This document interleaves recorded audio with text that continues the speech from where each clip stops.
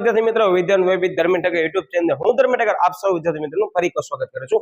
આજે આપણે જે ટોપિક લીધો છે વન ઓફ ધ મોસ્ટ ટાઈમ્પી ટોપિક કહી શકાય કે જેની અંદર આપણે ટોપિક બે લીધા છે, પણ એક ટોપિક અંદર હું તમને કવર કરાવેલીશ। સરળ ભાષામાં કહું તો એક તીર બે નિશાન આ એવો ટોપિક બનવા જઈ રહ્યો છે કે એની અંદર એમ સમજી લો કે આવેદન પત્રના સંદર્ભમાં પણ ટોપિક આવી શકે તેમજ નિયમન પત્રના સંદર્ભમાં પણ આ ટોપિક આવી શકે અને બે ટોપિક મોસ્ટ ટાઈમ્પી છે। તમે આ તફાવત જોઈ લીધી ને વિદ્યાર્થી મિત્રો તો એમ સમજી શકો છો કે તમારા બે કોન્સેપ્ટ એક સાથે ક્લિયર થશે। એટલે છેલ્લે સુધી તફાવત જોજો, તેમજ આની અંદર મેં ક્રમ ચેન્જ કર્યા છે કે જેથી કરી મારો વિદ્યાર્થી વિડીયો જોયો છે એના માટે સાવ સરળ તફાવત બની જશે।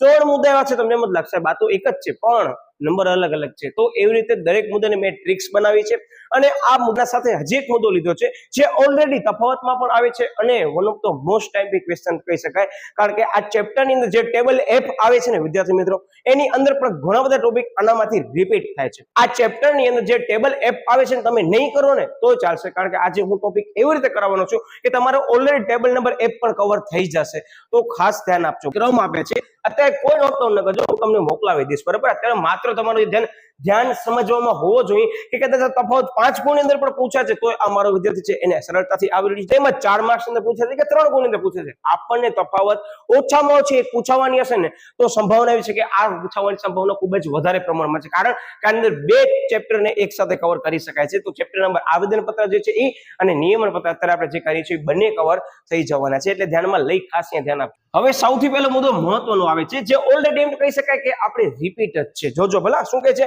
કે આવેદન પત્ર એ કંપનીના પાયાનો દસ્તાવેજ છે। બધાને ખ્યાલ છે કે આવેદન પત્ર છે એ કંપનીનું બંધારણ રજૂ કરે છે। અગાઉના ચેપ્ટરમાં આપણે ચર્ચા પણ કરી હતી અને વિદ્યાર્થી મિત્રો કદાચ તમને ખ્યાલ ન હતો કહી દઉં કે આપણે આવેદન પત્ર અને નિયમન પત્રના બંને ચેપ્ટરના વિડીયો મૂકે છે। અત્યારે તમે જે જોઈ રહ્યા છો એ નિયમન પત્રનો વિડીયો છે, તેમજ આવેદન પત્રની અંદર કલમોમાં ફેરફાર અને બીજો ક્વેશ્ચન કલમો આ બે મોસ્ટ ટાઈમ છે, બંને પ્રશ્નોના વિડીયો આપણે મૂકી દીધા છે।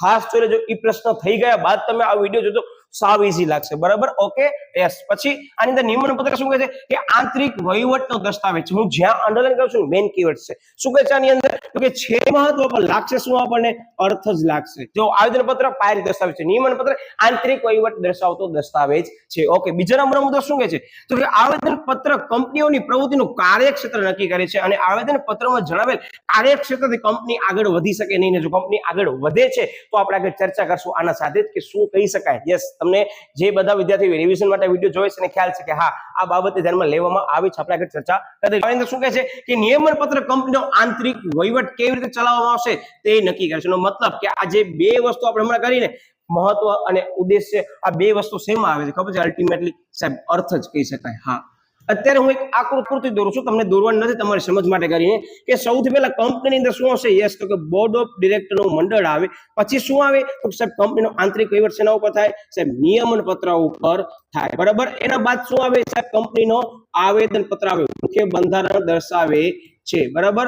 એના પછી શું આવે સાહેબ? કંપની ધારો આવે। એનો મતલબ તમે સમજી શકો છો કે આ જે મેં વસ્તુ લખી છે એ તમને સરળતાથી સમજાઈ જવી જરૂરી છે, અધરવાઇઝ હું તમને સમજાવવાનો તો છું જ બરાબર। આ એક પ્રકારનું લેવલ કહી શકાય કે આવી રીતે લેવલ નક્કી થાય છે। હવે આ લેવલે ધ્યાનમાં લઈ ઘણા બધા મુદ્દાઓ વિદ્યાર્થી બહુ ઈઝી પડશે બરાબર, અત્યારે તમે દોડતા નહીં। ઓકે, શું કે શું છે સંબંધ? શું કે છે અંદર કે આવેદન પત્ર બાહ્ય જગત અને બહારની વ્યક્તિ સાથે જાહેર જનતા સાથે સંબંધ ધરાવે છે, જ્યારે નિયમન પત્ર કંપનીનું અને તેના સભ્યનું આંતરિક સંબંધોનું નિયમન થાય છે। હવે તમે નોટિસ કરી શું આવ્યું સાહેબ? આંતરિક વહીવટ। સાહેબ આંતરિક વહીવટ, સાહેબ આંતરિક તો કે નિયમન અને વહીવટ જ કહેવાય। એનો મતલબ વિદ્યાર્થી મિત્રો જે વર્ડ હું તમને કહું છું આંતરિક વહીવટ ને નિયમન, એ નિયમન પત્રના પહેલા 3 મુદ્દામાં રિપીટ થયો। એનો મતલબ તમે સમજી શકો છો કે મુદ્દો સાવ ઈઝી છે, તમને બનાવતા આવડવો જોઈએ। ચિંતા ન કરો, હું છેલ્લે સુધી તમે વિડીયો જોજો, હું તમને એવી ટ્રિક્સ આપવાનો છું કે તમે એક પ્રશ્ન કરશો ને તમારો 4 પ્રશ્ન કવર કરી દઈશ, મારી ગેરંટી છે। પણ તમારું ધ્યાન અહીંયા હોવો જોઈએ, બીજી કોઈ સાહિત્ય અહીંયા ઉપડવાની જરૂર રહેતી નથી। ઓકે યસ, તો આ હતા 3 મુદ્દા જે સાવ ઈઝી છે। ઓકે, હવે આની અંદર એમ જ કહે છે આ મુદ્દો સમજવાની દ્રષ્ટિએ તો કે આવેદન પત્ર નિયમન પત્ર એ એવા દસ્તાવેજ છે એ જાહેર જનતા છે એનો ઉપયોગ કરી શકે છે। વિદ્યાર્થી મિત્રો અત્યારે કોઈ પણ કંપની હોય ને જે રજીસ્ટર કરાવેલી છે બરાબર, જસ્ટ ફોર એક્ઝામ્પલ કે રિલાયન્સ ઇન્ડસ્ટ્રી છે, તમે એની વેબસાઇટ ઉપર જઈને કંપનીનો પર્ટિક્યુલર આવેદન પત્ર એટલે કે મેમોરેન્ડમ ઓફ એસોસિએશન તમે જોઈ શકો છો। ઇવન ઘણી બધી કંપની જો નિયમન પત્ર પણ બનાવતી હશે ટેબલ એફ ની જગ્યાએ તો વિદ્યાર્થી મિત્રો તમને નિયમન પત્ર એટલે કે આર્ટિકલ ઓફ એસોસિએશન પર તમને એ કંપનીની વેબસાઇટ પર જોવા મળશે। એનો મતલબ કે જે સત્તા બહારના કાર્યનો આંતરિક વહીવટનો જે સિદ્ધાંત છે ને એ અંદર આપણે સમજવાના છે, સાવ શોર્ટમાં સમજજો। Okay yes. તો આના પછી ચોથો મુદ્દો આવે છે જે સત્તાની મર્યાદા, જેમાં તમે જોઈ શકો છો કે આવેદન પત્રમાં નક્કી કરેલા ઉદ્દેશ્યોની બહાર જઈને કંપની કોઈ પણ પ્રકારનું કાર્ય નહીં કરી શકે. શું કામ? તો કે એ કાર્ય કરી જ ન શકે, કારણ કે આવેદન પત્ર જે છે એની ઉદ્દેશ્યની કલમમાં ચોખ્ખું લખેલું છે કે જ્યારે પણ ઉદ્દેશ્યની કલમમાં આપણે ઉદ્દેશ્યો નક્કી કરીએ છીએ એની બહારના કાર્યો આપણે કોઈ પણ કરી શકતા નથી, અને કદાચ કોઈ પણ કંપની કરવાની કોશિશ પણ કરે છે ને વિદ્યાર્થી મિત્રો, એ રદ બાતલ ગણાશે. જોઈ લો અહીંયા કહેવામાં આવે છે સત્તા બહારના કાર્યો કે જે રદ બાતલ થઈ શકે છે, જેને સત્તા બહારના કાર્યો તરીકે પણ ઓળખવામાં આવે છે. એટલે ખાસ ધ્યાન આપજો, આ મુદ્દો એવો છે, આગળ આપણે ચર્ચા કરી દીધી છે. આવેદન પત્ર નિયમન પત્ર અંદર ફેરફાર કરતી વખતે આપણે ચર્ચા કરી છે વિદ્યાર્થી મિત્રો કે સત્તા બહારના કાર્યો એટલે શું. એનામાં એસબરી એન્ડ રીચી કંપનીનો કેસ પણ લીધો છે, જે આજની તારીખમાં ચાર્ટર્ડ એકાઉન્ટન્ટ એટલે કે સીએ ની અંદર પણ આવે છે લો ની અંદર, તેમજ સીએસ ની અંદર પણ આ વસ્તુ વિશે વિસ્તૃત સમજ આપવામાં આવી છે. એટલે ખાસ એ વિડીયોમાં જોઈ લેજો. અત્યારે તમને શોર્ટમાં જ કહું છું કે આવેદન પત્રની ઉદ્દેશ્યની કલમની બહાર જઈને કોઈ પણ કંપની કાર્ય કરી શકશે નહીં, અને જો કોઈ પણ કંપની કાર્ય કરવાની કોશિશ કરે છે, શેના તરીકે ઓળખવામાં આવે છે? યસ સાહેબ, સત્તા બહારના કાર્યો તરીકે ઓળખવામાં આવે છે, અને આ સત્તા બહારના કાર્યોને રદ બાતલ પણ ગણવામાં આવે છે. એના પછી શું કહે છે નિયમન પત્રમાં? એ નિયમન પત્રની મર્યાદા બહાર રહીને કોઈ કાર્ય કરવામાં આવે તો કંપનીના સભ્યોની મંજૂરી લેવી પડે. તમને કોઈ પણ મર્યાદાની બહાર રહીને કાર્ય કરવું છે તો કંપનીને શું કરવું પડે? સભ્યોની મંજૂરી લેવી પડે, જેને શેના તરીકે ઓળખવામાં આવે છે? યાદ રાખો તો કે આંતરિક વહીવટના સિદ્ધાંત તરીકે ઓળખવામાં આવે છે. અહીંયા હું શોર્ટમાં લખું છું, બરાબર?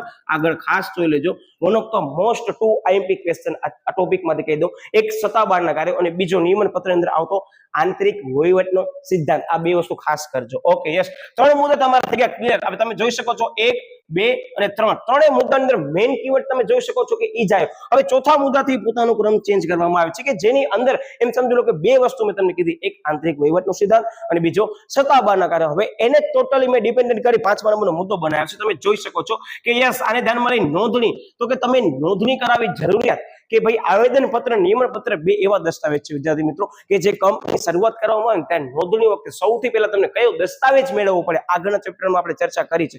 તો યસ, આવેદન પત્રનો મતલબ આવેદન પત્રની નોંધણી કરાવી ફરજિયાત છે. જો કે છે કે કંપનીના રજિસ્ટર પાસે આવેદન પત્ર નોંધાવવું શું છે સાહેબ? ફરજિયાત છે. જ્યારે નિયમન પત્રમાં શું કહે છે કે જો ટેબલ એપ અપનાવે, બરાબર, તો આવેદન પત્ર જે છે નોંધાવવાની જરૂર રહેતી નથી. હવે ટેબલ એપ મેં તમને શરૂઆતમાં કીધું એ જ બાબત છે કે જે પરીક્ષાની અંદર તમે નહીં કરીને ગયા ને તો મારી ગેરંટી છે તમને આ મુદ્દો આવડી જશે.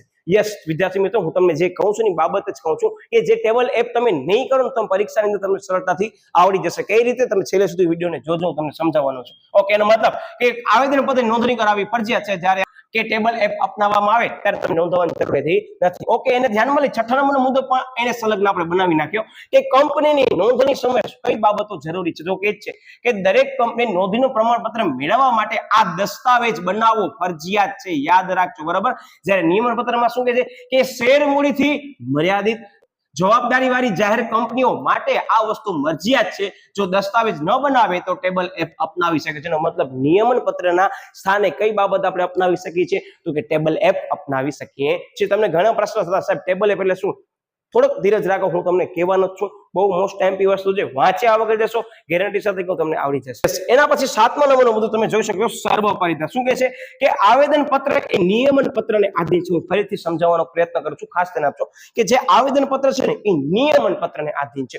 એનો મતલબ કે આવેદન પત્ર પરથી વિદ્યાર્થી મિત્રો નિયમન પત્ર બનાવવામાં આવે છે. હું શું કહું છું ખબર પડે છે કે આવેદન પત્ર બની ગયો છે, એના પરથી નિયમન પત્ર બનાવવામાં આવશે. સરળ ભાષામાં કહું તો સૌથી પહેલા બોર્ડ ઓફ ડિરેક્ટરનું એટલે કે સંચાલક મંડળ છે, પછી એનાથી ઉપર નિયમન પત્ર છે, એનાથી પણ ઉપર કોણ હશે વિદ્યાર્થી મિત્રો? તો કે આવેદન પત્ર છે, ને એનાથી પણ ઉપર કોણ હશે? કંપની ધારો છે. એનો મતલબ તમે સમજી શકા છો કે આવી રીતે આ વસ્તુ આના એકબીજા ઉપર ડિપેન્ડન્ટ છે. આ યાદ રાખજો. એનો મતલબ કે આવેદન પત્ર જે છે એની અંદર નિયમન પત્ર જે છે એનો સમાવેશ થાય.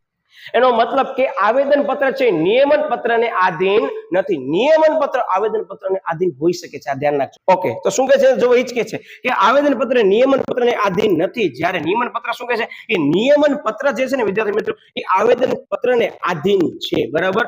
આવેદન પત્રના વિરુદ્ધ કોઈ પણ જોગવાઈ નિયમન પત્રમાં હોય તો શું ગણવામાં આવે છે સાહેબ? રદ બાતલ ગણવામાં આવે છે. જેને ઇંગ્લિશમાં શેના તરીકે ઓળખવામાં આવે છે? મેં તમને ત્યાં પણ કીધું, ફરી રિપીટ કરું, જેને વોઇડ તરીકે ઓળખવામાં આવે છે. એનો મતલબ કે તમે દેખીતી રીતે કાયદાકીય પ્રવૃત્તિ કરે છે તો પણ વિદ્યાર્થી મિત્રો ઈ વોઇડ ગણવામાં આવશે. અદાલત પણ ઈ વસ્તુને રોકી શકે છે, જેની સમજ આપણે આવેદન પત્રના વિડીયોની અંદર લઈ લીધી છે. ખાસ ધ્યાન આપી ઈ વસ્તુ જોઈ લેજો. આ ચેપ્ટરમાંથી 3 પ્રશ્નો છે ને ખાસ કરીને જો. એક આવેદન પત્ર જે છે એની કલમો, બીજો આવેદન પત્રની કલમમાં થતા ફેરફારો, ત્રીજી વસ્તુ આ તફાવત, અને ચોથી વસ્તુ સમાવવામાં આવતી વિગતો તમને સાવ ઈઝી લાગશે. 5 છઠ્ઠા નંબર ઉપર હું રાખું છું સત્તા બહારના કાર્યો અને આંતરિક વહીવટ. તો બે માંથી એકાદ પ્રશ્નો આવી શકે છે, ઇન્ટર રિલેટેડ છે એવા. ઓકે યસ, હવે શું કે છે એની અંદર તો કે 8મા નંબરનો મુદ્દો કે છે કે આવેદન ફેરફારનો જે મુદ્દો આવે જેમાં શું કે છે કે આવેદન પત્રમાં સહેલાઈથી ફેરફારો થઈ શકતા નથી. ફેરફારો સહેલાઈથી થઈ શકતા નથી. જો તેમાં ફેરફારો કરવાના હોય ને વિદ્યાર્થી મિત્રો તેની વિધિ લાંબી છે અને યાદ રાખજો ખર્ચાળ પણ છે, અટપટી છે ને એના માટે કયો ઠરાવ પસાર કરવો પડે સાહેબ? ખાસ ઠરાવ પસાર કરવો પડે છે. મેઇન કીવર્ડ્સ યસ સાહેબ, હવે અમને ખબર પડી ગઈ છે. જ્યારે નિયમન પત્રમાં ફેરફાર છે ને એ સહેલાઈથી કરી શકાય છે. રીઝન ઇઝ ધેટ કે નિયમન પત્ર છે ને એ આંતરિક વહીવટનો સિદ્ધાંત છે અને વિદ્યાર્થી મિત્રો આંતરિક વહીવટના સિદ્ધાંતોની અંદર શેર હોલ્ડરો ખાસ ઠરાવ પસાર કરી પોતાની મરજી મુજબ બધા સ્વેચ્છાએ જો બહુમતી મળે તો ફેરફાર કરી શકે છે. બરાબર, શું કહે છે અંદર કે નિયમન પત્રમાં સહેલાઈથી ફેરફાર કરી શકાય છે. શેર હોલ્ડરની સામાન્ય સભામાં કયો ઠરાવ પસાર કરવામાં આવે છે સાહેબ? ખાસ ઠરાવ પસાર કરી ફેરફાર કરી શકાય છે. અને ખાસ ઠરાવ જે છે એ કયા સભાની અંદર પસાર કરવામાં આવે છે સાહેબ? સામાન્ય સભાની અંદર પસાર કરવામાં આવે છે, એટલે કે શેર હોલ્ડરની સભામાં. બરાબર, સામાન્ય સભા એટલે ઓકે યસ. ખાસ કિસ્સાની અંદર આપણને ટ્રિબ્યુનલ એટલે કે અદાલતની મંજૂરી પણ લેવી પડે છે. બરાબર, ટ્રિબ્યુનલ એટલે કાંઈ નહીં, અને અદાલત તરીકે ઓળખવામાં છે. ધોરણ 12 ની અંદર રિપીટ થશે. આઈ હોપ સો તમને આ 8 મુદ્દા સાવ ઇઝીલી ખબર પડી ગઈ. એપ્રોક્સિમેટલી તમને 5 મિનિટ અંદર પૂછાય તો 7 થી 8 મુદ્દા તૈયાર રાખવાના. જનરલી એક મુદ્દાનો એક ગુણ હોઈ શકે પણ માગ્યા મુજબ જો 10 મુદ્દા આપ્યા તો એ રીતે તમને લખવાના રહેશે. મતલબ 2 મુદ્દાનો 1 ગુણ. બીજી વસ્તુ વિદ્યાર્થી મિત્રો ખાસ ધ્યાન રાખજો, અહીં તફાવતની અંદર બંને બાજુના મુદ્દા યસ સાચા હોવા જરૂરી છે. તમે એમ લખો છો નોંધની જરૂરિયાત, તો જેમ આવેદન પત્રમાં લખો છો સાચો મુદ્દો એમ નિયમન પત્રની અંદર પણ વસ્તુ સાચી હોવી જરૂરી છે. બરાબર, અત્યારે સ્ક્રીનશોટ પાડતા નહીં, હું પછી આ વસ્તુ મોકલાવી દઈશ. અત્યારે તમે થોડું ગીચડો લાગતી હશે એટલે આ વસ્તુનો સ્ક્રીનશોટ પાડશો તો તમને પોતાને ગૂંચવણ લાગશે, એટલે અત્યારે સ્ક્રીનશોટ પાડતા નહીં. બરાબર, ઓકે યસ. હવે 9મો મુદ્દો શું કહે છે કે ત્રાહિત પક્ષકાર, કે આની અંદર થર્ડ પાર્ટી જે છે એને ફાયદો થઈ શકે કે નથી. સૌથી વધુ બેસ્ટ એક્ઝામ્પલ તમને આપું કે અત્યારે તમે મારી કંપની એબીસી નામની કંપની સાથે કોઈ પણ કરાર કરવા માંગો છો તો તમને ફરજિયાત પ્રમાણમાં 2 દસ્તાવેજો વાંચેલા હોવા જરૂરી છે. અધરવાઇઝ તમે જો કરાર કરો છો એવું માનીને ચાલવામાં આવે છે કે તમે કંપનીના બંને દસ્તાવેજોથી શું કરો છો? યસ સાહેબ, અમે બંધાયેલા છે અને અમે આ તમામ નિયમોનું બંધન કરતા છે એવું અમે માનીને ચાલીએ છીએ. તમે સહી કરી નાખી દો, પછી ભલે ને વાંચ્યો હોય કે ન વાંચ્યો, તો એનો મતલબ તમે મારી એબીસી કંપની સાથે કોઈ પણ કરાર કરવા આવો છો તો સૌથી પહેલા તમને મેમોરેન્ડમ ઓફ એસોસિએશન એટલે કે આવેદન પત્ર વાંચેલો હોવો જરૂરી છે. જો તમને એની કોઈ પણ ઉદ્દેશ્યની કલમમાં વિરુદ્ધ લાગે છે કે સાહેબ તમે ઉદ્દેશ્યની કલમની વિરુદ્ધ કાર્ય કરી રહ્યા છો, તમે શું કરી શકશો તો કે તમે લાભ લઈ શકશો. હું શું કહું ખબર પડે છે? કારણ કે હું ઉદ્દેશ્યની કલમ વિરુદ્ધ જઈને કોઈ પણ કાર્ય કરતો હોઈશ તો મને આવીને કહી દેશો સાહેબ અમે આ કરાર કરવાના નથી, તમને એ વસ્તુનો લાભ થઈ શકે છે. એનો મતલબ તમે સમજી ગયા કે આ સત્તા બહારના કાર્યો વખતે ખૂબ જ જરૂરી પ્રમાણમાં ઉપયોગમાં લેવામાં આવે છે. આને ધ્યાનમાં લઈને જ મેં એક કેસ સમજાવ્યો છે, એસ્બરી એન્ડ રીચી કંપની. બરાબર, અને અત્યારે તમે કહી દઉં કે આની અંદર એવું થયું હતું કે રીચી કંપની વાળાએ એસ્બરી કંપનીનું જે છે આવેદન પત્ર વાંચ્યું નતું અને એસ્બરી કંપની વાળા જે પણ કાર્ય કરતું વિદ્યાર્થી મિત્રો એ એના ઉદ્દેશ્યની કલમની વિરુદ્ધ હતું. તો એને ધ્યાનમાં લઈ રીચી કંપની વાળાનો જે પણ કરાર હતો, જે પણ કાર્ય કર્યું હતું એના બદલામાં જે પણ નાણાં મળ્યા હતા ને એસ્બરી કંપની પાસેથી એને પરત કરવા પડ્યા હતા. એટલે ત્રાહિત પક્ષકારને એમ સમજી લો કે લાભ ન મળ્યો, કારણ કે એને આવેદન પત્ર વાંચ્યું ન હતું. એવા ઘણા બધા એમ સમજી લો બેસ્ટ એક્ઝામ્પલ મેં સમજાવ્યા છે. અત્યારે હું અહીંયા એટલે નથી કારણ કે ઓલરેડી એની 2 વખત ચર્ચા આપણે કરી લીધી છે. એક આવેદન પત્રની કલમો વખતે અને બીજો આવેદન પત્રની કલમોમાં થતા ફેરફાર વખતે બહુ જ વિસ્તૃત સમજૂતી મેં લીધી છે, એટલે ખાસ વિડીયો જોઈ લેજો. એનો મતલબ તમે સમજી શકતા હશો લાભ લઈ શકે છે, એ ચેક કરશે કે હા સાહેબ જે છે કંપની જે છે એ ઉદ્દેશ્યની વિરુદ્ધ કાર્ય કરવા જઈ રહી છે, તો તમે શું કરી નાખશો? સ્ટોપ કરી નાખશો, જે તમે એનો લાભ લઈ શકશો. બરાબર, અદાલતમાં જઈને. ઓકે, પણ આની અંદર શું કહેવા પક્ષને નિયમન પત્રની જોગવાઈનો લાભ મળી શકે નહીં. કારણ શું કામ? તો કે સાહેબ નિયમન પત્ર કંપનીનો આંતરિક વહીવટ દર્શાવતો દસ્તાવેજ છે કે દસ્તાવેજ છે, અને યાદ રાખશો કે અત્યારે કોઈ પણ થર્ડ પાર્ટી છે બરાબર એ નિયમન પત્રને ધ્યાનમાં લેતા આંતરિક વહીવટની અંદર ઇન્ટરફિયર કરી શકે નહીં. બરાબર, એનો મતલબ કે ત્રાહિત પક્ષકારને લાભ મળતો નથી. આઈ હોપ સો તમને 9 મુદ્દા ક્લિયર થઈ ગયા છે. બરાબર, હવે આપણે લઈએ છીએ લાસ્ટ મુદ્દો, જે યાદ રાખવાની જરૂર નથી. મેં મારા ઘણા બધા વિદ્યાર્થીઓને કીધું છે કે 10મો મુદ્દો તમારા માટે બોનસ છે. પૂછાય છે 10 મુદ્દા તો લખી નાખો, તમને ઓટોમેટિકલી યાદ આવી જશે. શું છે એ મુદ્દો? યાદ રાખજો, વિગતો. હવે ખરેખર કહી દો વિગતો નથી પણ સમાવવામાં આવતી વિગતો કહી શકાય નહીં. બરાબર, મેં શોર્ટમાં લખ્યું છે એટલે સમાવવામાં આવતી વિગતો. તો આવેદન પત્ર અંદર શું આવે સાહેબ? આવેદન પત્ર અંદર કલમો આવે. તમે આગળના વિડીયોમાં અમે ટ્રિક્સ પણ આપી દીધી છે. તો છાપો એનો મતલબ એક મુદ્દો શું છે ખબર છે? સમાવવામાં આવતી વિગતોમાં સૌથી પહેલા કઈ છે તો યાદ રાખજો 6 કલમો આવશે. આની વિસ્તૃત ચર્ચા લેતો નથી, આપણે વિસ્તૃત ચર્ચાનો આખો વિડીયો મૂકી દીધો છે. નિયમન પત્રની અંદર કઈ કઈ બાબતોનો સમાવેશ કરવામાં આવે છે આ યાદ રાખવું જરૂરી છે. શું કામ સાહેબ? આ તો પ્રશ્ન જ છે. એનો મતલબ તમે સમજી ગયા ને કે તફાવતની અંદરનો જે લાસ્ટ પોઈન્ટ છે ને એ ખરેખર તમારો પ્રશ્ન છે, અને આ પ્રશ્ન આપણે એવી રીતે કરશું તમારા ટેબલ એ પણ થઈ જાય. બે ટ્રિક્સ બનાવી છે, આ સાઈડમાં જોઈ શકો છો એ પણ એક ટ્રિક છે અને આ પણ ટ્રિક છે. બંનેના ક્રમ તમારી અનુકૂળતા મુજબ તમે યાદ રાખી શકો છો. આ મેં ક્રમ એટલે જ આપે છે, જે મારો વિદ્યાર્થી વિડીયો જોવે છે એના માટે આ પ્રશ્ન એવો સરળ થઈ જશે તમને એમ લાગશે સાહેબ અમને ગોખવાની પણ જરૂર નથી પડતી, તો નહીં જ પડે, ધ્યાન આપજો. ઓકે, હવે નિયમન પત્ર જે આંતરિક વહીવટ દર્શાવતું દસ્તાવેજ છે, તો આંતરિક વહીવટની અંદર આપણે જસ્ટ ફોર એક્ઝામ્પલ એવું લઈએ કે કંપનીને શું જોઈશે સાહેબ, ઇન ફ્યુચર વધારે પ્રમાણમાં મૂડી જોઈશે. તો એ વધારે પ્રમાણમાં મૂડી માટે શું કરવા પડશે સાહેબ, આપણે શેર બહાર પાડવા પડશે. હવે જેવો શેર શબ્દ આવે ને તો એના સાથે ઘણા બધા શબ્દો રિલેટેડ થઈ જશે. શેર એટલે કાંઈ નહીં, કંપનીને મૂડીને નાના નાના ટુકડાઓમાં શું નાખવામાં વિભાજિત કરી દેવામાં આવે. એ વસ્તુ છે. નિયમન પત્ર અંદર કઈ કઈ બાબતોનો સમાવેશ કરવામાં આવે છે, તો સાવ બેઝિક વસ્તુ શેર ઉપર ચાલવાનું છે સાહેબ. શેર તેની સંખ્યાની કિંમત હશે, પછી સાહેબ એ શેર ઉપર ડિવિડન્ડ મળશે આપણને, પછી એના ઉપર સાહેબ આપણને હપ્તા ચૂકવવા પડશે. હપ્તા આપણે નહીં ચૂકવીએ સાહેબ, આપણા શેર શું થઈ જશે, જપ્ત થઈ જશે. જપ્ત થશે નો મતલબ બીજાને શેર શું કરવામાં આવશે સાહેબ, ફેરબદલ કરવામાં આવશે, એટલે કે પ્રેષણ કરવામાં આવશે. અને એ પ્રેષણ દરમિયાન જોવામાં આવશે કે વણ ચૂકવાયેલ જે શેર છે એના ઉપર લિયન કેટલો છે, બરાબર. અને એ લિયનને ધ્યાનમાં લઈ સંચાલક મંડળના સભાની અંદર બોર્ડ ઓફ ડિરેક્ટરના સત્તા અને ફરજોની આપણે ચર્ચા કરશું. આ વાર્તા તરીકે યાદ રાખવાનું છે, સમજૂતી નથી હજી કીધું પણ યાદ ચોક્કસ રહી જશે. ઇટ મીન્સ કે આ વિડીયોમાં એવો લીધો છે કે જેને તફાવત તો સમજાવ્યો, પણ તફાવતને ધ્યાનમાં લઈ એક એવો પ્રશ્ન સમજાવ્યો છે ઓલરેડી ક્યાં આવી ગયો. યસ સાહેબ, આ તફાવતમાં જોવા જ મળે છે કે નિયમન પત્રમાં શેર મૂડી, તેના પ્રકારો, પછી ફેરબદલી, જપ્તી, સંચાલક મંડળ, સભા સંચાલન, હિસાબો, મતાધિકારો વગેરેની જોગવાઈનો સમાવેશ કરવામાં આવે છે. બધી આયરી, બરાબર. આઈ હોપ સો તમને સરળતાથી સમજાઈ ગઈ હશે.